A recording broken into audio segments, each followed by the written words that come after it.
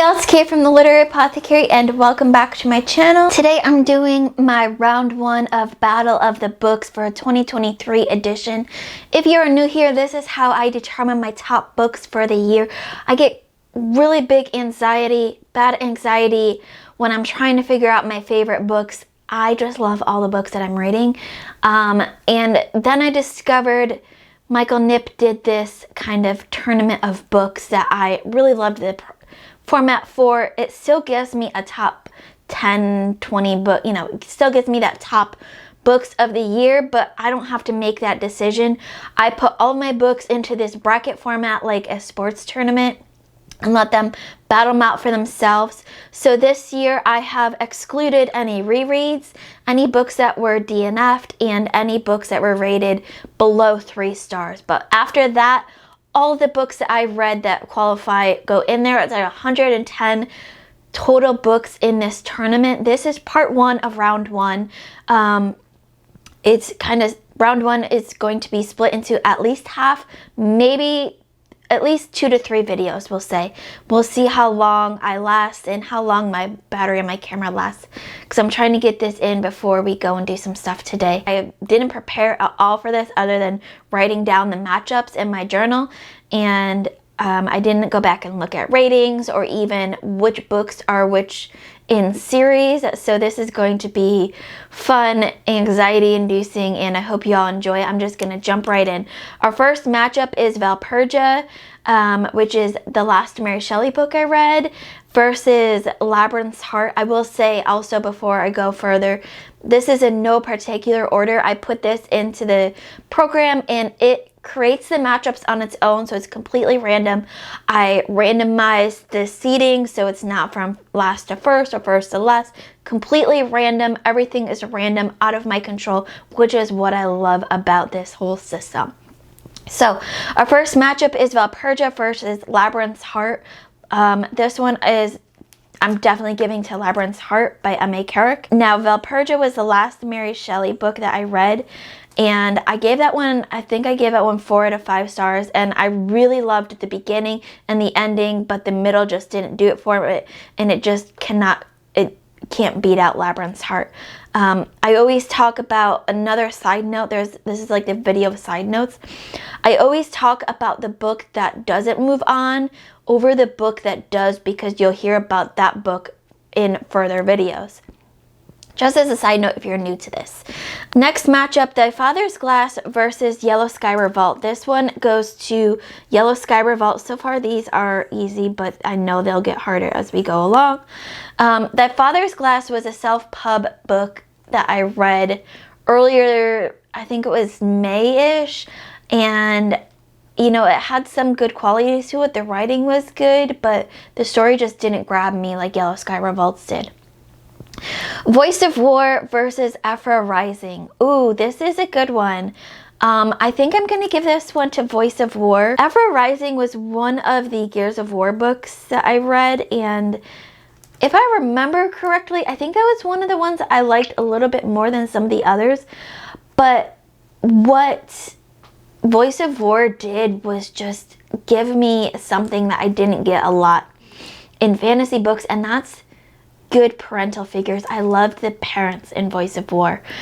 So I have to give it to Voice of War. But Ephyra Rising, we will hear more about that series. Actually, the next matchup has another book in that series, so maybe we'll have another one move on. Seasons of Albadone versus Bloodlines. This is, Bloodlines, if I remember, is one of the Gears of War books, although I don't really remember which one. They all kind of blend in together. Seasons of Albadone was a self-pub fantasy book where it had 4 different points of views that were supposed to be each of the different seasons. They both kind of felt a little mid to me. That one is a tricky one. I'm gonna give that one to Seasons of Albadone because that one stands out more in my head. Maybe just because of recency, because I just read that, but that one stands out the most to me.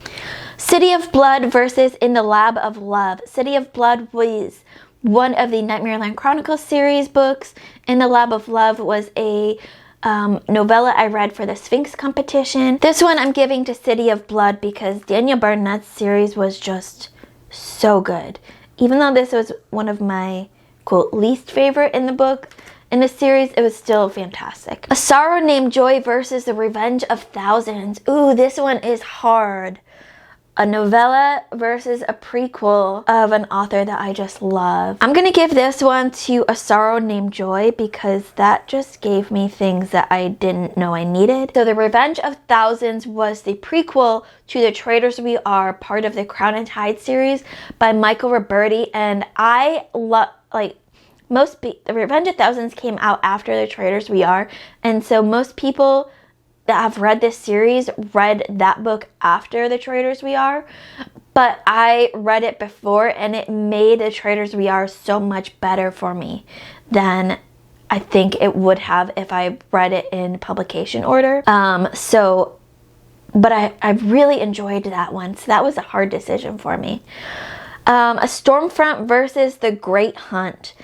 This one is Dresden Book 1 versus A Wheel of Time. I want to say book 2 or 3. This one I'm going to give to Stormfront. I just love Dresden so much. The Great Hunt is a book that I feel like is one of the Matt-centric books of Wheel of Time.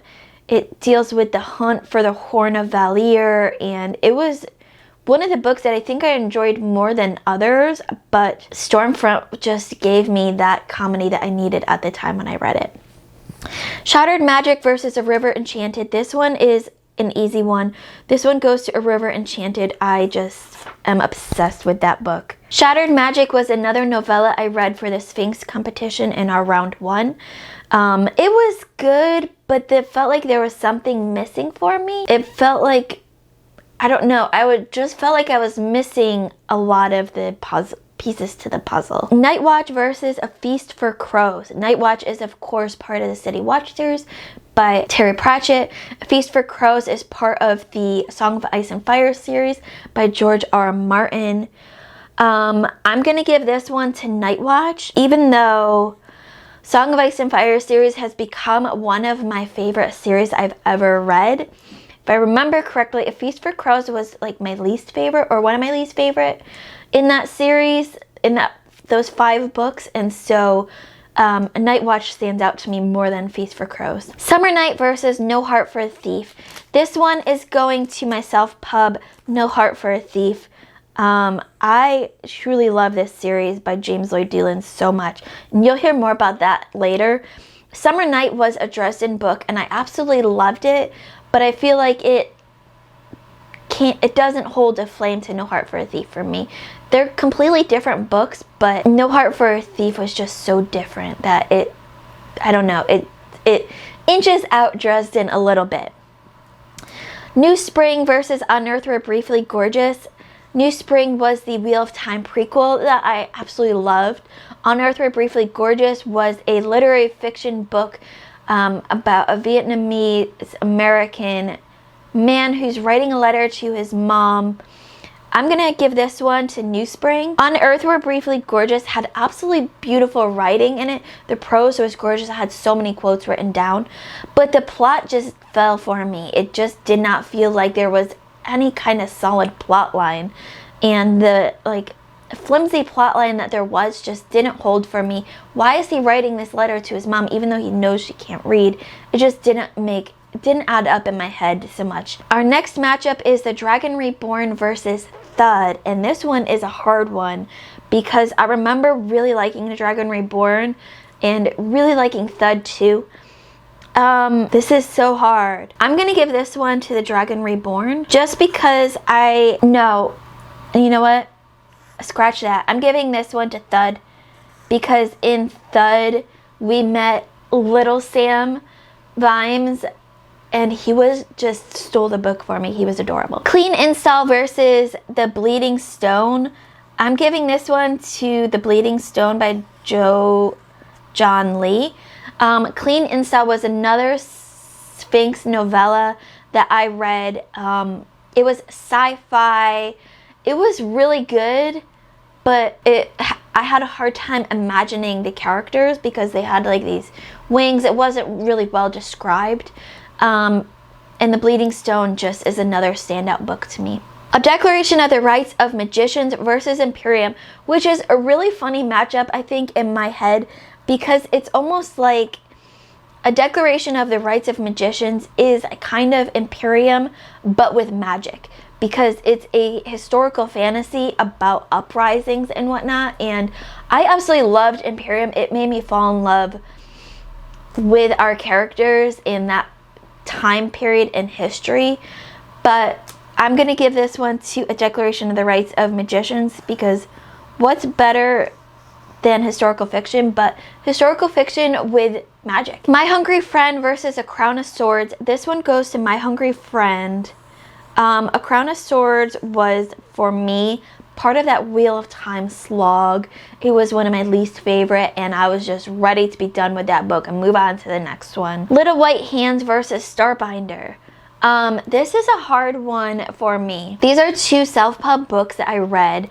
Little White Hands was a book that I read for Self-Pub Sunday, and Starbinder was a Sphinx novella that I read. I'm gonna give this one to Starbinder because I went in with better clarity on expectations for that book, whereas, and I felt like it had a good characters and a solid plot line.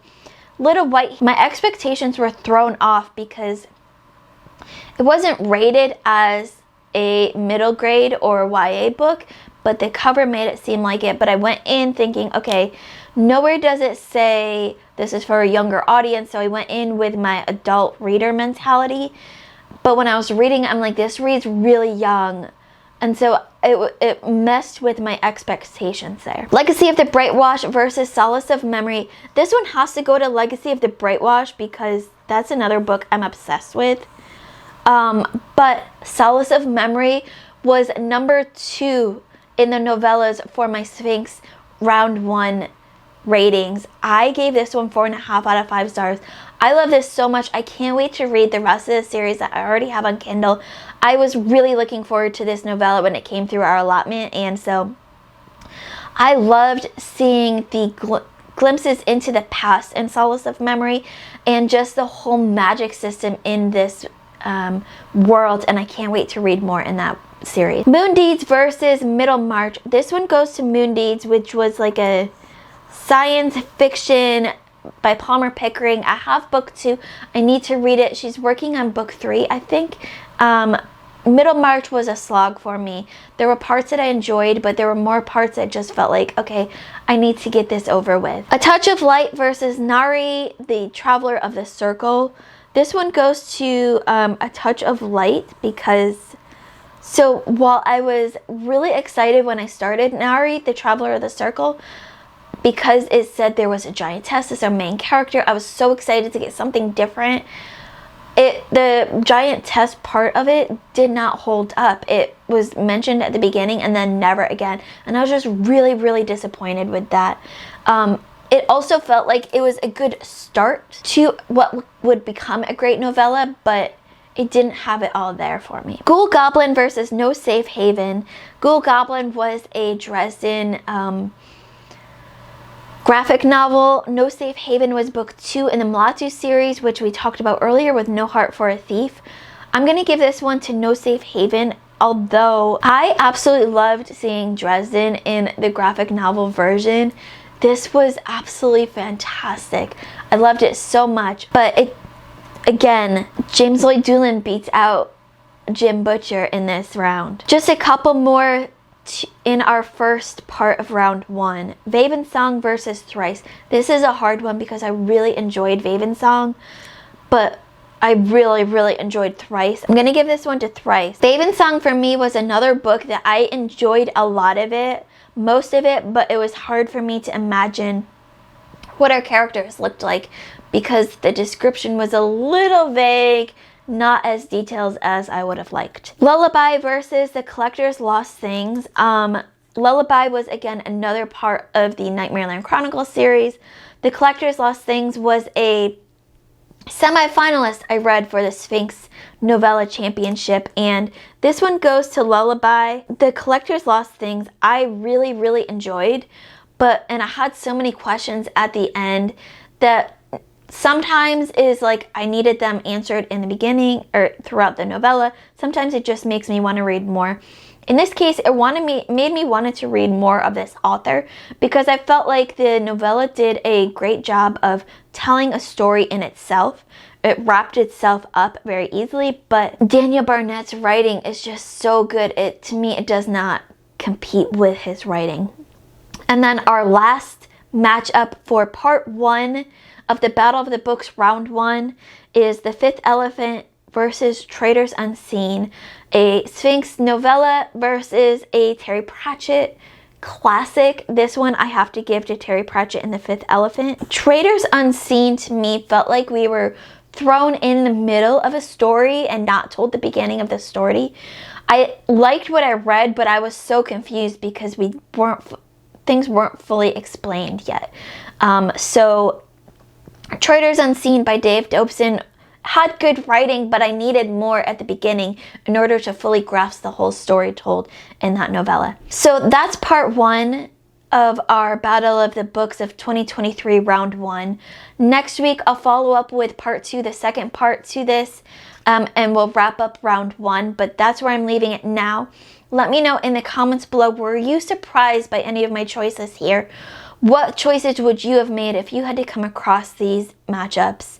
As always, my Patreon and my Discord information will be in the description below. Keep reading, and I love you all to the moon and back.